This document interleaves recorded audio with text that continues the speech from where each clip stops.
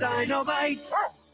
As we head towards colder weather, it's important to make sure you're up to date on vaccinations and protected from COVID-19. The Native American Community Clinic is now administering the updated Pfizer bivalent booster. The updated bivalent booster helps protect against the original COVID-19 strain and against newer Omicron variants. And it will help restore protection that has decreased since previous vaccinations. People age 5 and older are now recommended to get an updated bivalent booster dose at least 2 months after their last COVID-19 shot. That means the bivalent booster may be given after a person's primary series or after their last booster shot, regardless of what brand you received before. Even if you've already had COVID-19, you should get vaccinated. Right now, at the Native American Community Clinic, you can get COVID-19 vaccines, including updated boosters, at the same visit as other vaccines. However, if you've received a recent monkeypox vaccine, you may need to wait 4 weeks before you can get a COVID-19 vaccine, and you should discuss this with your provider. Schedule your vaccination appointment with the Native American Community Clinic by calling 612-872-8086. Hey, Cudahy to all my friends and relatives in 4 directions. This is Robert Pilot of Native Roots Radio presents I'm Awake. I'm here to ask you for your support. Finding honest Native-centered news is not easy. But with your support, we're able to provide accurate information about Standing Rock, Line 3, treaty violations, and COVID-19 in our Native communities. Please visit Native Roots Radio Network on Patreon and donate if you can. That's Native Roots Radio Network on Patreon. Pinigigi, and thank you for your support. Minnesota has the only original wolf population in the continental United States, and 80% of Minnesotans believe the wolf should be protected. Howling for Wolves is asking Minnesotans to respect our true wildlife manager, the wolf. Their survival is critical to our ecosystems, our communities, and even our economy. As highly intelligent animals with strong social bonds, Minnesota wolves deserve to be protected and admired. Learn more at howlingforwolves.org. Let's live and let howl. Hey, Ogimaa, I've been hearing a lot about this term, climate justice. What is that? Climate justice is recognizing that the negative impacts of climate change don't affect all people equally. It also means transitioning from a fossil fuel-based economy to a more sustainable future. MN350 is one of the groups that's pushing for this transition to protect our futures. You can even get involved too. That's great, especially since I'm concerned about pipeline projects like Line 3. How can I help MN350? Just find them on Facebook or visit mn350.org. With your AM 950 weather, I'm Brett Johnson. Look for light snow tonight with a low around 28, Wednesday cloudy with a high around 31, and Thursday cloudy with a high near 24. The Great Wall Restaurant has provided a delicious taste of authentic Chinese cuisine since 1981. Specializing in Szechuan and Peking dishes, the Great Wall Restaurant offers one of the most extensive Chinese menus in the Twin Cities. Located just north of 50th and France on the Edina-Minneapolis border, order now at greatwalledina.com. Portions of Native Roots Radio may be pre-recorded. It's a good day to be indigenous. Get up, stand up. They are going to become more brutal. Because all the hippies were trying to be Indians anyway. They're going to become more repressive because it's a matter of dollars and their illusionary concepts of power. Hey, Victor. We must live in balance with the earth. And also with recent happenings at Wounded Knee. I am awake. Welcome to Native Roots Radio presents I'm Awake, and I'm your host, Wakanja Hade. Hey, Cudahy to all my friends and relatives in 4 directions. You are listening to Native Roots Radio presents I'm Awake, and I'm your host, Robert Pilot, and we discuss local and national Native news and events. And as you know, Wendy, Native issues are human issues, and human issues are Native issues. This portion of the show is brought to you by MN350, a grassroots organization fighting for climate justice. Awesome, and I can't wait to hear Ogimaa's next. This portion's brought to you by, because it's a long one, right, Ogimaa?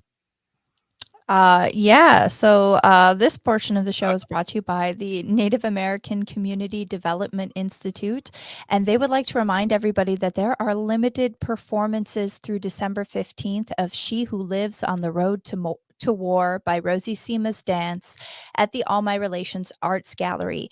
You can go to allmyrelationsarts.com for ticket information or visit nacdi.org for more information.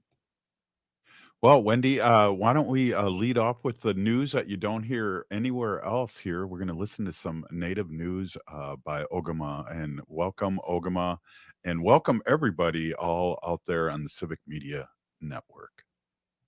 Hi, Bonjour, everybody. I'm Ogimaa Ganuakwe, and I am a citizen of the Red Lake Nation in northern Minnesota.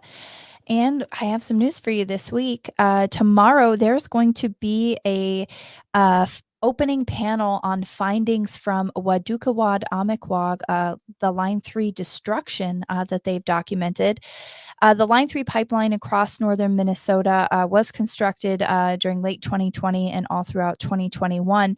But contrary to the state's limited assessment of harm, volunteers and experts with Wadukawad Amikwag have demonstrated that there is permanent disturbance of surface and groundwaters with ecological damage at least 45 different sites across the headwaters of the Red River of the North, the Mississippi River, the St. Louis River, and the Lake Superior watersheds. Tomorrow at 12 p.m. Central, November 16th, the opening panel will have volunteers with the Citizen Science Organization and Monitoring Group present their findings on the ecological damage caused by the Line 3 pipeline construction that is still observable more than a year after its construction. And they will also share updates on the action that they are calling for from state and federal agencies.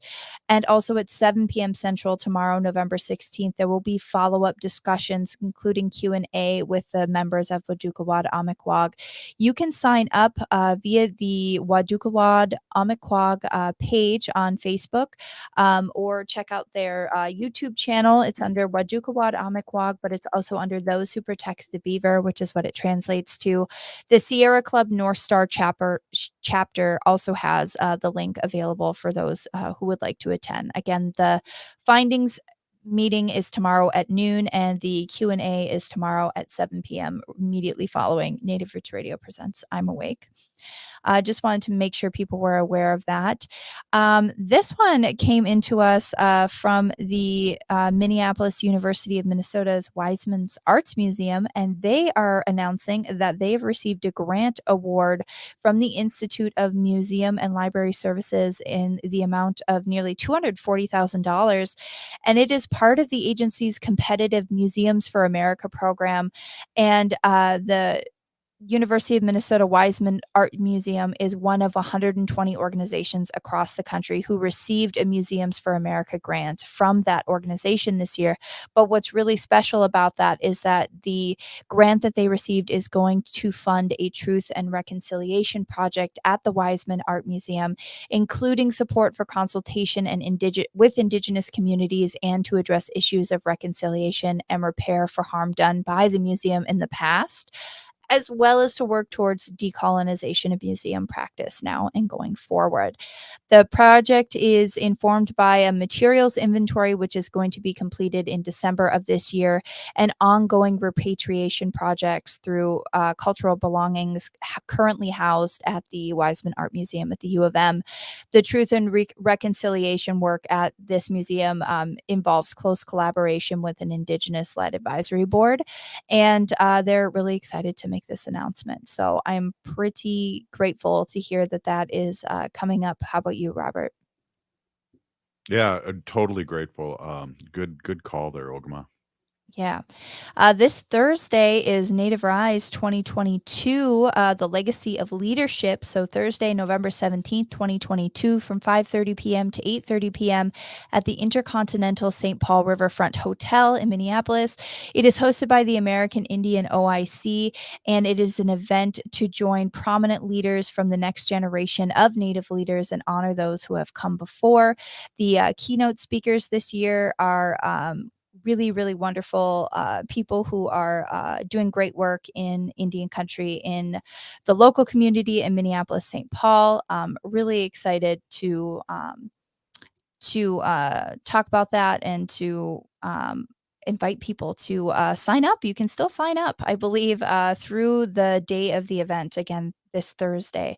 So make sure you check out hashtag Native Rise 2022 to find that information and track that down. Robert, this is one that I missed earlier this month. St. Paul artist Marlena Miles did the Google Doodle for November 1st for American Indian Month. Did you know that? I didn't know that, and I don't think she's from St. Paul. I think she's from South Dakota. I think her reservation's in South Dakota, but she resides in St. Paul right now. And I just I seen the Google Doodle, and it's a really fabulous Google Doodle. It involves Native people smudging and playing lacrosse or creators game.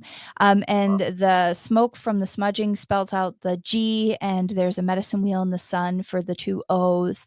And just it's this really interesting art piece that she did. And I seen it come through on Google Doodles, and it slipped my mind to see who the artist was. And the Sahan Journal did a story on it. Jada Gray Eagle did the photos for it, but I was pretty excited to see St. Paul local artists got the Google Doodle. It's exciting. Oh, that's crazy. Yeah.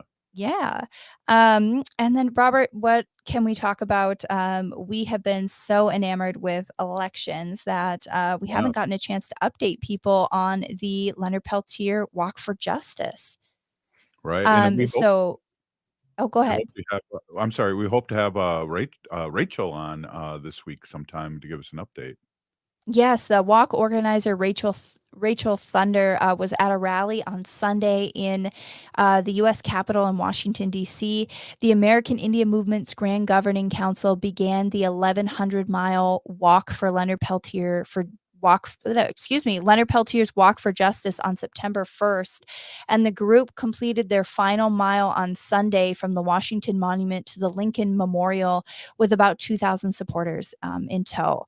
So that was amazing, and there was a huge rally that happened yesterday, and they are asking for Leonard Peltier to be released. Rachel Thunder said at the rally that they marched 1,103 miles for our people and for justice for our people. And when Leonard is free, we are all free.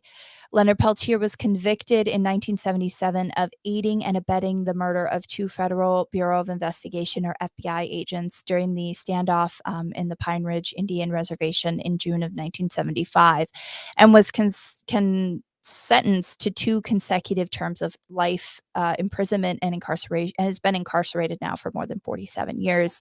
Many of the people involved in Leonard Peltier's legal counsel have noted that aiding and abetting murder would not receive 2 consecutive terms of life imprisonment, and that the situations in which Leonard Peltier was imprisoned were not legal. So if you have not yet, make sure to honor Leonard Peltier, who was on Native Roots Radio just a few short weeks ago. And please take a moment to write to President Biden to the White House and ask for clemency for Leonard Peltier.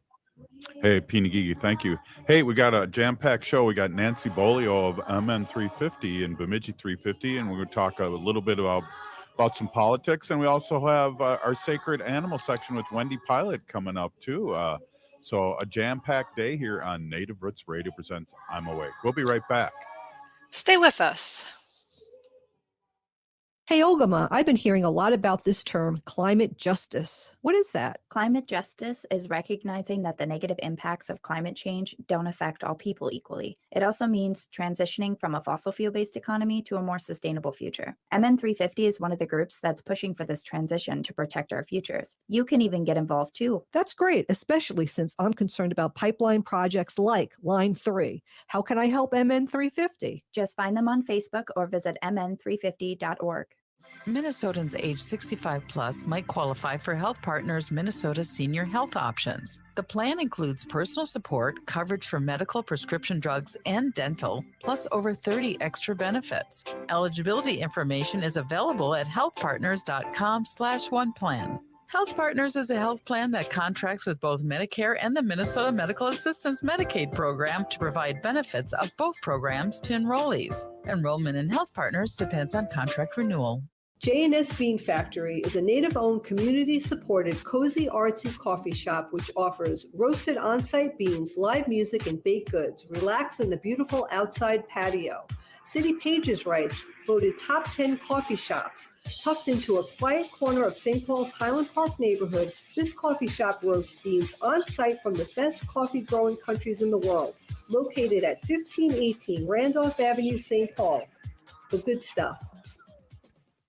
I heard sex trafficking happens a lot in Indian country. What is that? Here are some of the real reasons why sex trafficking happens in Indian country. Unequal gender roles that were forced on us by colonization. Communities don't have enough resources. Silence around domestic and sexual violence. Lack of attention and justice for missing and murdered Indigenous people. There's a lot of behavior that keeps our communities out of balance. These are just a few true reasons why Native communities are targeted by traffickers. When these acts of violence happen in our communities, it opens us all up for exploitation. Sponsored by the Minnesota Indian Women's Sexual Assault Coalition.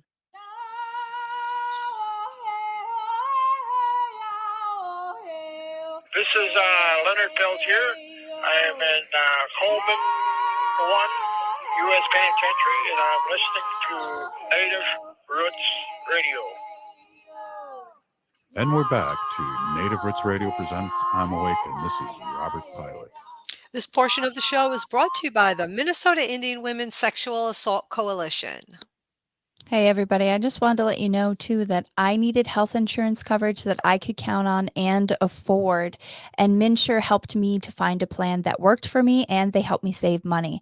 Most Minnesotans qualify for savings through MNsure, and they have free experts who can help you sign up for coverage. Go to mnsure.org today to get started and get covered for the new year. Hey, thank you both. Wendy, right on, and Ogimaa, thank you so much. Hey, we're here with Nancy Beaulieu, Bemidji 350, and MN 350, and, star of Rock the Vote Native Style here, too, on Native Roots Radio. Welcome, Nancy. I can't see you, but welcome. Yeah, it's always kind of dark here in northern Minnesota, too much snow, but yeah, it's always a pleasure to be here. And again, I'm from the northern tribe, one of the northern tribes here in Leech Lake. So kind of relieved that the elections are over.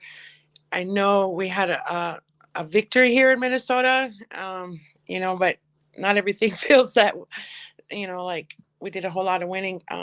This Congressional District 8 was a failed part of this election, and it was really disheartening because after redistricting, all the northern tribes are within Congressional District 8. And, I can only speak from our local experience here from the area where I am from. We looked into who voted and where the votes were coming from. And it was disheartening to find out that many of our relatives did not get out and vote. And I think the reason for that was because of lack of funding. We did get some money, but there wasn't enough money to, be spread throughout the 7 tribes in northern Minnesota. And I think they made the assumption that we had a high voter turnout in 2020 when Biden versus Trump. We did. And I'm still, feeling a little let down here, not because of things we didn't do, but because we've been saying for the last couple cycles that there's a lot of people that don't understand the importance of voting. They don't even understand the local government, what they're responsible for, the state elections, what they're responsible for, the federal government. And when we don't understand how the system works, then we don't really engage in it. And most of the time, we're just trying to struggle from day to day. And, voting in this colonized world doesn't matter to most of our people. But what we found out, door knocking for midterms, which again, a lot of people only think you vote for the president. And, talking to Mark Morrissey, he was on the elections board for 2020. He realized, through the votes that were coming in, most people only voted for the president's election and left the rest blank. So again, that goes to the lack of voter education, the local, state, candidates as well. Those are important, and especially the local ones, because local races have a more direct impact on our daily lives. And so a little discouraged, but not feeling whipped here, not at all, because, we saw that, the DFL did a great job, state-wise, and that trifecta is actually going to do us a whole lot of good. And I think, looking for what our work looks like for 2024, I think that starts now. We're actually already thinking about what that looks like. Because, when we were out there, Robert, you know what? We found out people didn't even not alone understand that there was midterm elections, but they didn't know the issues that were at stake. So when we door knocked, we literally, it took all day long, almost every day, um, because we had to explain, the process of midterms and the issues that were at stake. And they're like, wow, I didn't know that. So, Wow. yeah, I think we have a lot of work to do thinking about 2024.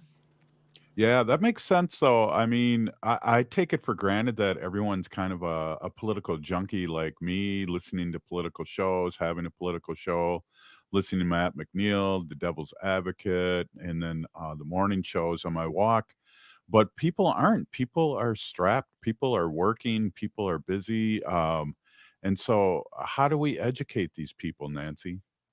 Well, again, I think what really worked for our efforts, I think our efforts, the ones that we gave in the communities we went into, they they were effective. And the reason why was, one, when we were out door knocking for candidates, we didn't only talk about the candidates, because most of the time our people think of political candidates as a stranger in a suit, just a name on a ballot, and they know nothing more. And so what we did is not only talk about the candidates, but what was at stake. And these candidates were there to help protect these rights, and they're like, wow. So they were like connecting the dots. So I think Mhm. actually investing in these communities, we have to understand that, you know, um, they're going to need more than our vote, or, just to show up or think that we're going to show up. I think we need to be educated. We need to have the resources to make community investment happen, because we don't have the money to go door knock every community, but we think, if we get funding, we got time on our side, and not wait for, these funders to throw us money 3 months before election and say, hey, get people registered to vote. We need to be working now. We need to be engaging in these communities and finding out what the issues are, and reminding these people that we, the people, hold the power, and that these elected officials are basically winning these seats because it's people like us voting them into office. But then again, there's more work to do, and we call that civic engagement. So I think teaching our people about what local, state, and federal governments are responsible for and why they're important to us, what are primary elections, what are midterm elections, because like I said earlier, we mostly show up just for the presidential election. But again, we see the candidates that align with our values, people like you know um, Jamie Becker Finn, Mary Kunish Mhm. Bodine, and we got some new ones. We got Alicia Kolowski, we got Right. Maria Isha. So we really need to invest in these candidates that are really being our voices, because we're tired of being the forgotten people, but we really have to do our part by finding out how this system works and how we can beat this system by showing up. And sometimes people are conflicted. Nancy, I thought you didn't like politics. I don't. I seriously don't. But they're kind of fun, though, Robert. Would you agree? Yeah, I would. Hey, and one of the things I wanted to jump in and say too, now that we have the trifecta too, I think our work is beginning to push the left even more left. It's time. They're workable, and I think that's what's good about the DFL. We can work with them on issues where the other party definitely couldn't work. And one of the things we were really lucky, Nancy, and have been blessed over the years here on Native Roots Radio to have politicians stop in on a semi-regular basis. But boy, the right wing, they're on radio and television all the time, pounding the drum. So it's very confusing because, and again, we're blessed to be on Civic Media Network, AM 950 in the Twin Cities, but that a lot of communities don't have progressive radio, and so they're constantly getting bombarded with right wing politics. Right. And those nasty commercials that were out there, those didn't serve us any good, and I think, building political relationships is key. I think, a lot of our rock the vote, even the block party where we engaged the candidates, we called them into our space because we feel it's necessary that we remind them that we're all treaty people. So a lot of people are like, Nancy, are you really a DFLer? It's like, no, I don't truly identify as a DFLer. I'm a treaty person, and we have to keep saying this over and over, Robert. Treaties are nonpartisan, so regardless of what political party you belong to, we all have to uphold those treaties. So what we're working on, this is what excites me the most, is that when we think about the Minnesota State Convention 2024, this is the big convention, the presidential one, is that we're going to show up as a treaty delegation, treaty people. So just like we did, here during the 2022 state convention in Minnesota, we showed up as treaty people. Christian dressed in drag with the big honor the treaties, and we built so much political relationships while we were there. And I think that's key to showing up and making sure that people don't forget that we're here. Yeah, absolutely. Hey, we're going to take a quick break here in about 30 seconds, but I'm really excited. I'm saddened that North Dakota Representative Ruth Buffalo was defeated, but the gerrymandering in North Dakota is insane.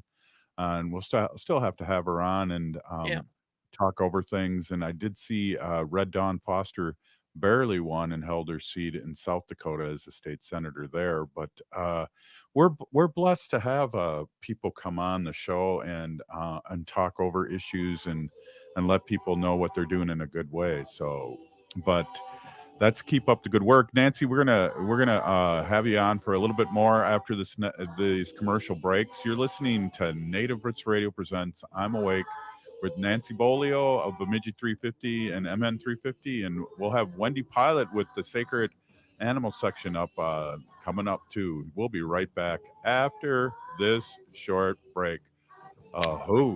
Stay with us.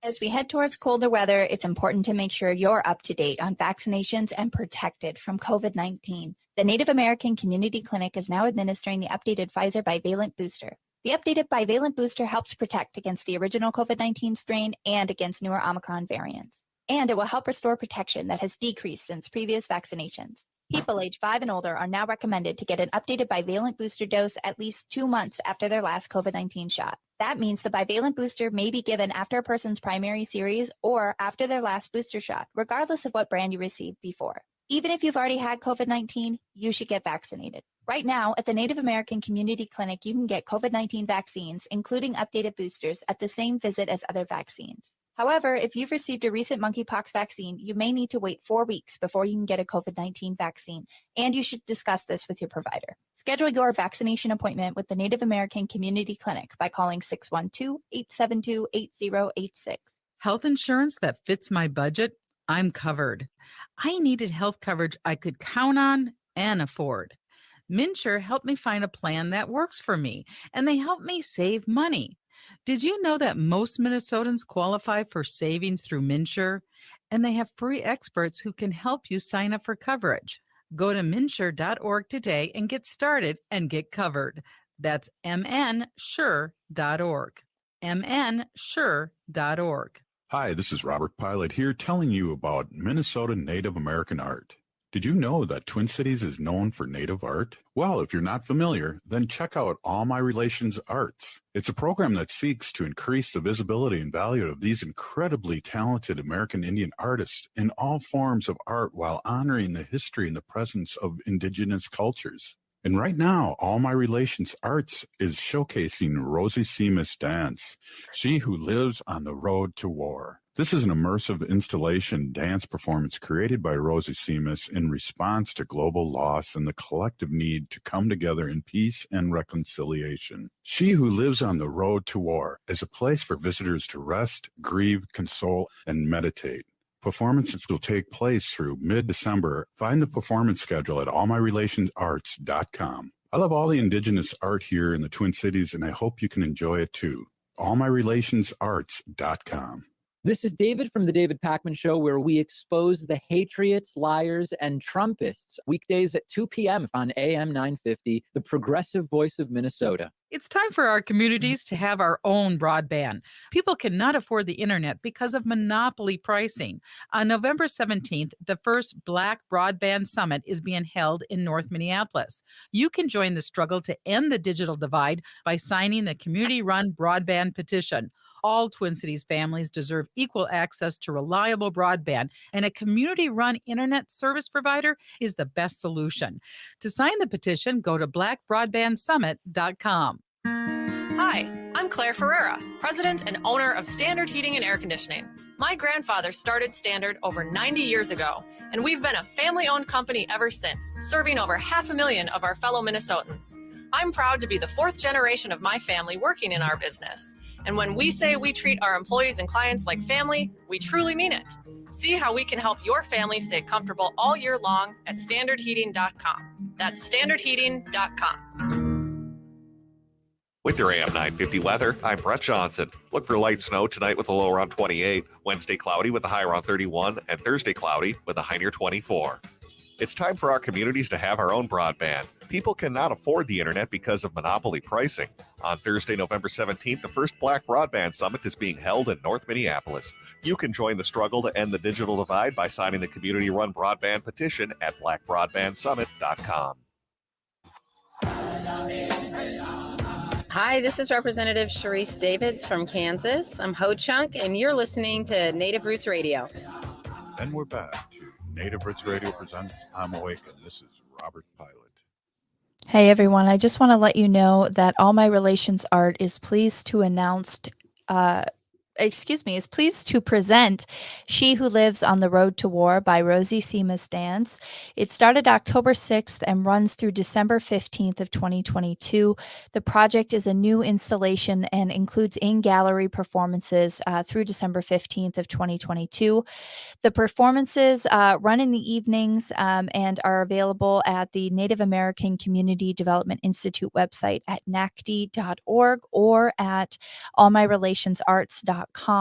She Who Lives on the Road to War is an immersive installation and dance performance created by Rosie Seamus in response to global loss and the collective need to come together in peace and reconciliation.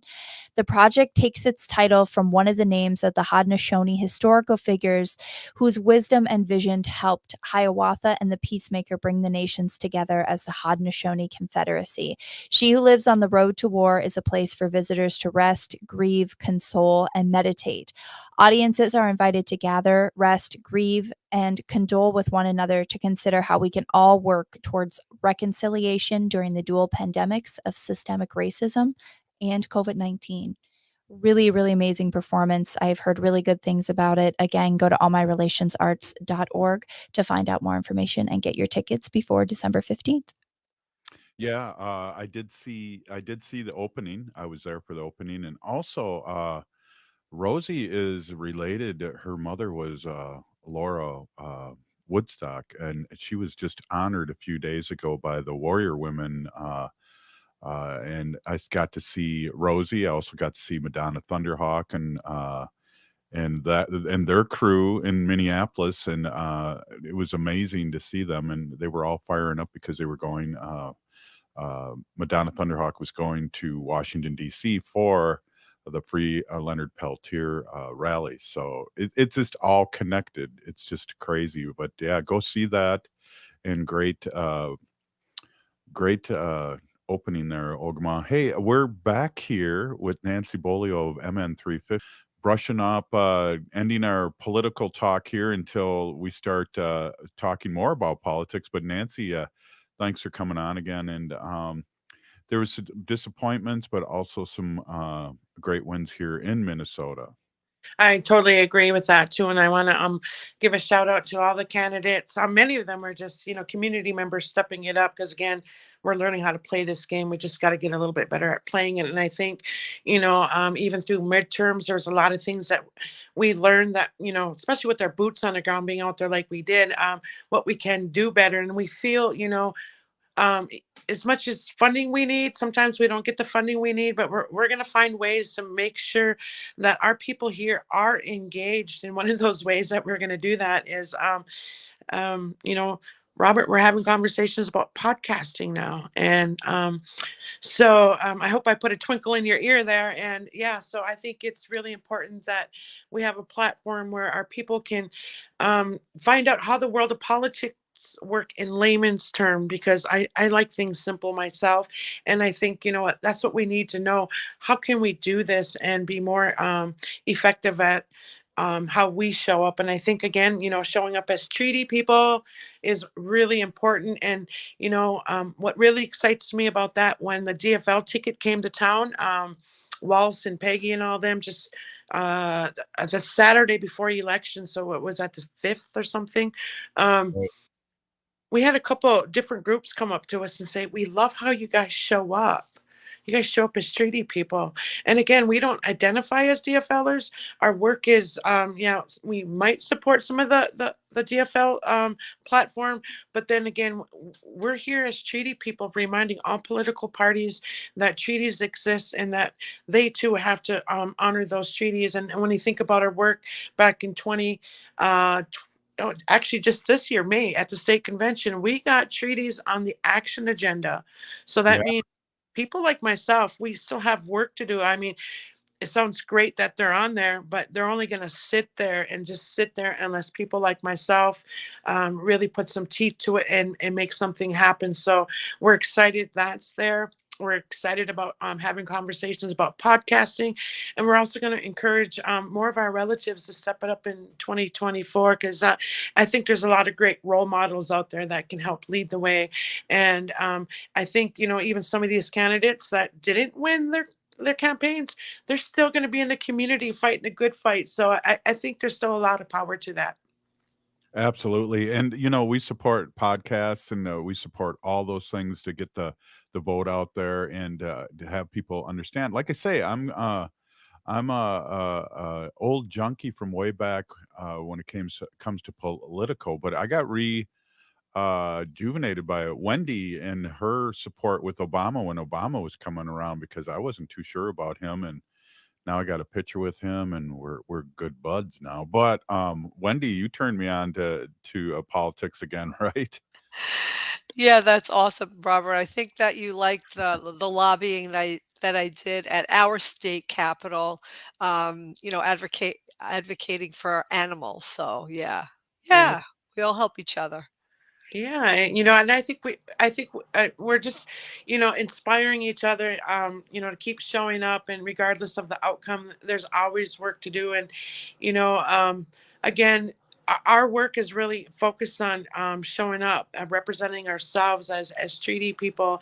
And I think what's really important to that is teaching our people how to engage, because I think, engagement is key. And also building those relationships with your local elected officials, and if you have the opportunity, make relationships with the state elected officials. So showing up at some of these colonized spaces might seem boring, but it also it gives you an opportunity to address the issues, address treaties, and continue to tell them how we're going to show up. And I think what really stands out to me the most is the sheriff's race here in Beltrami County.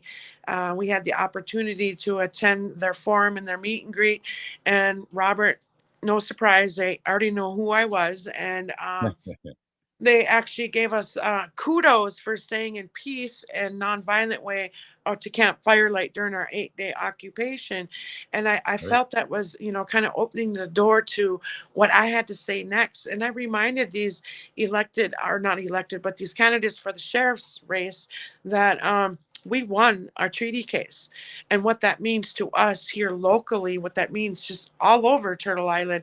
But I think, there was an understanding because we had a relationship, a conversation building on relationship.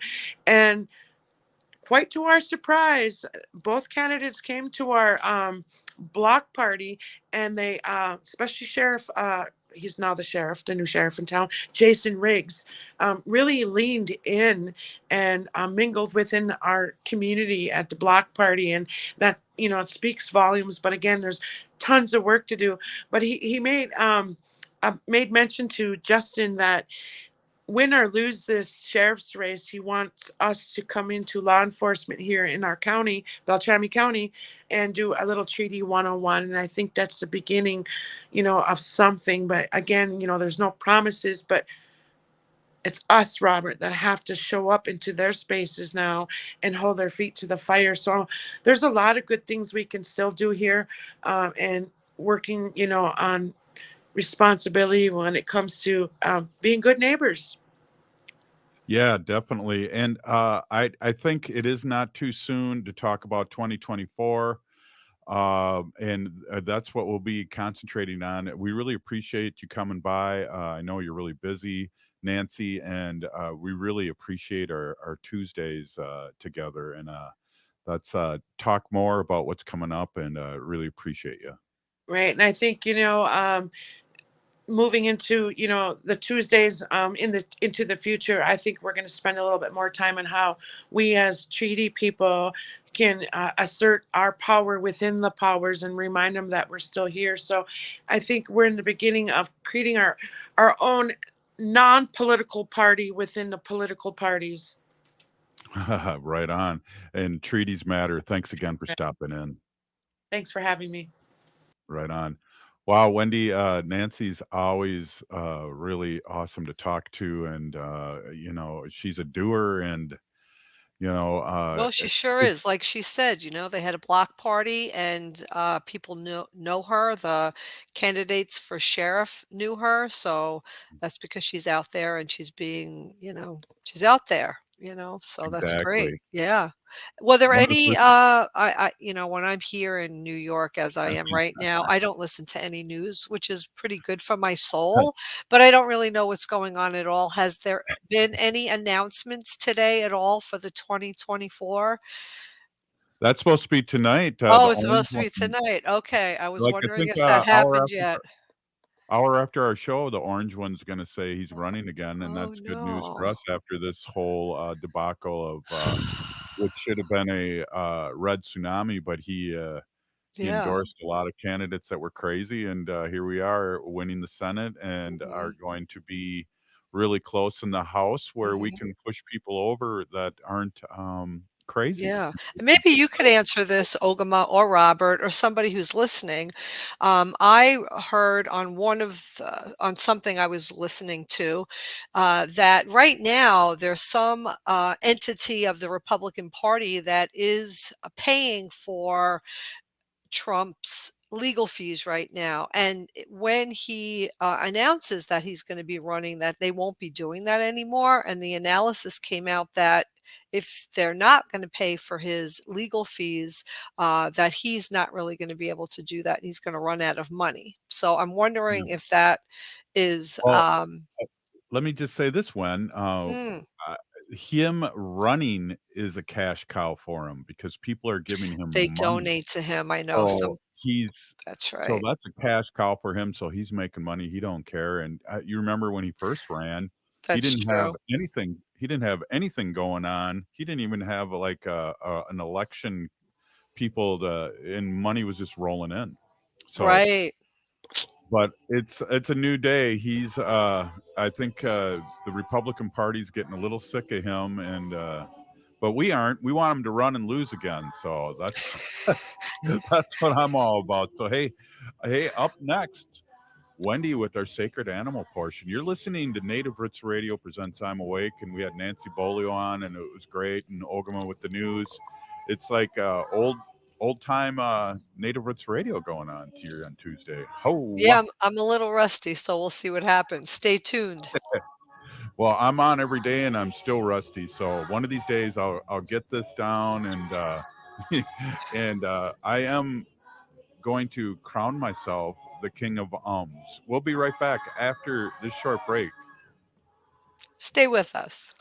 Hey, Ogimaa, I've been hearing a lot about this term, climate justice. What is that? Climate justice is recognizing that the negative impacts of climate change don't affect all people equally. It also means transitioning from a fossil fuel-based economy to a more sustainable future. MN350 is one of the groups that's pushing for this transition to protect our futures. You can even get involved too. That's great, especially since I'm concerned about pipeline projects like Line 3. How can I help MN350? Just find them on Facebook or visit mn350.org. Minnesota has the only original wolf population in the continental United States, and 80% of Minnesotans believe the wolf should be protected. Howling for Wolves is asking Minnesotans to respect our true wildlife manager, the wolf. Their survival is critical to our ecosystems, our communities, and even our economy. As highly intelligent animals with strong social bonds, Minnesota wolves deserve to be protected and admired. Learn more at howlingforwolves.org. Let's live and let howl.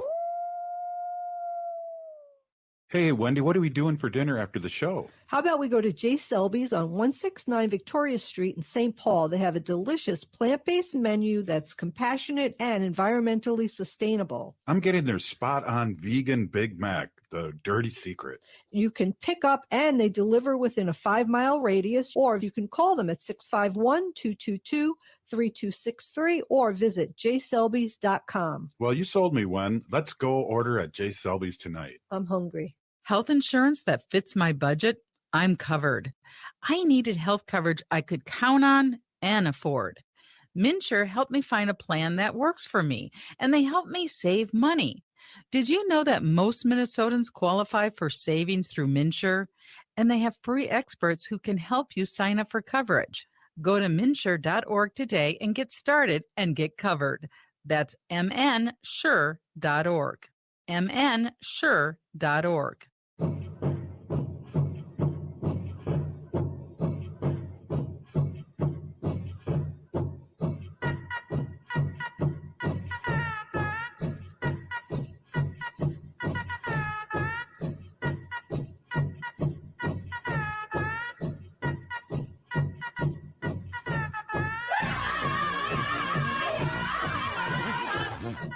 Welcome back to Native Roots Radio Presents I'm Awake, and this is Robert Pilot. This portion of the show is brought to you by Howling for Wolves, protecting wolves for future generations.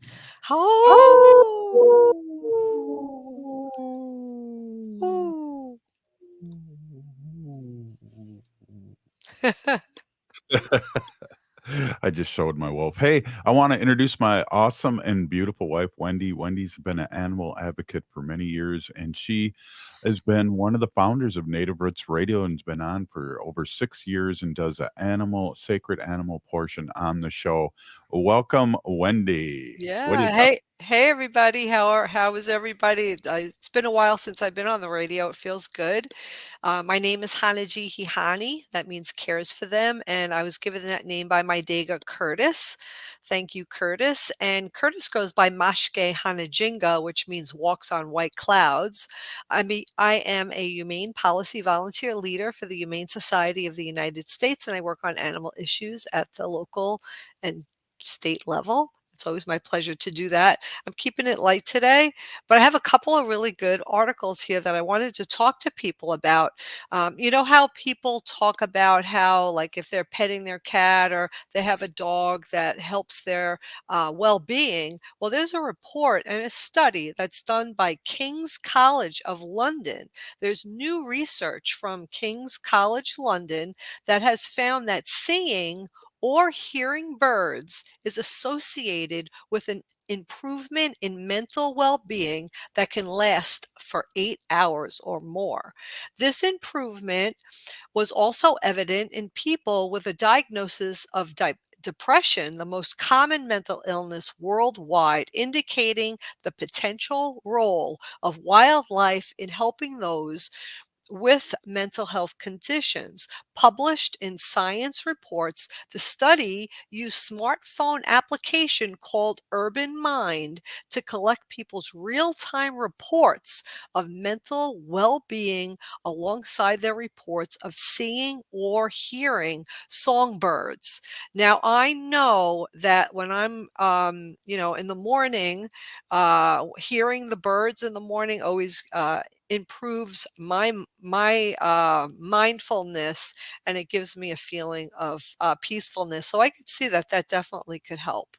And many animals, like I said before, cats and dogs and other animals that we have around us always help our, our mental health. So very cool. I have another article here. This is an NPR article, and this is by Vanessa Romo, and it's dated November 5th, 2022, so just around 10 days ago.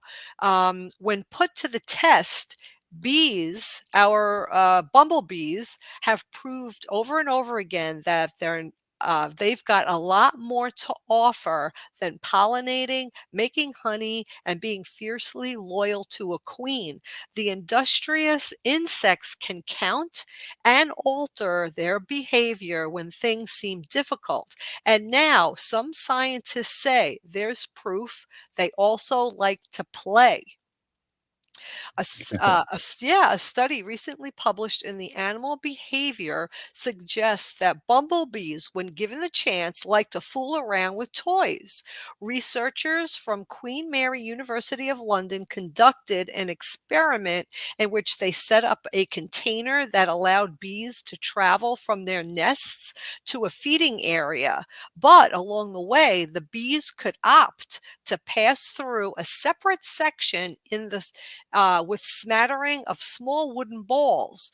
Over 18 days, the scientists watched as the bees went out of their way to roll wooden balls repeatedly despite no apparent incentive to do so.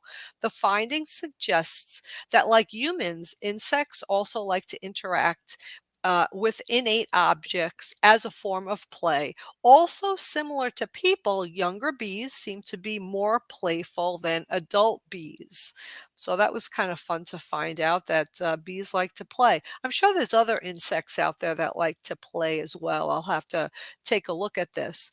The last, well, another article I have. This is actually from CNN.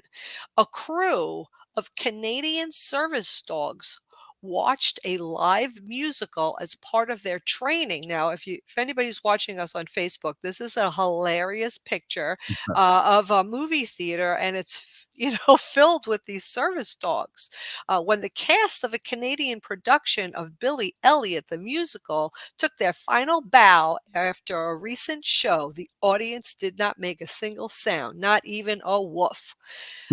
A polite crowd of about a dozen future service dogs attended in August performance at the Ontario Stanford Festival as part of their training. While a silent curtain call might disappoint actors, the dogs' spellbound stillness is a great sign for their future handlers. The event was part of a 2-year training program by Canine County in Working Service Dogs. Head trainer Laura McKenzie told CNN the future service dogs have toured zoos, subways, and crowded fairs to assimilate them to the unfamiliar lights and sound, rapid movements, and bustling crowds they might encounter with their handler, she said. At the theater, the dogs are expected to sit under the seat or curl up at their handler's feet while their humans enjoy the show, she said.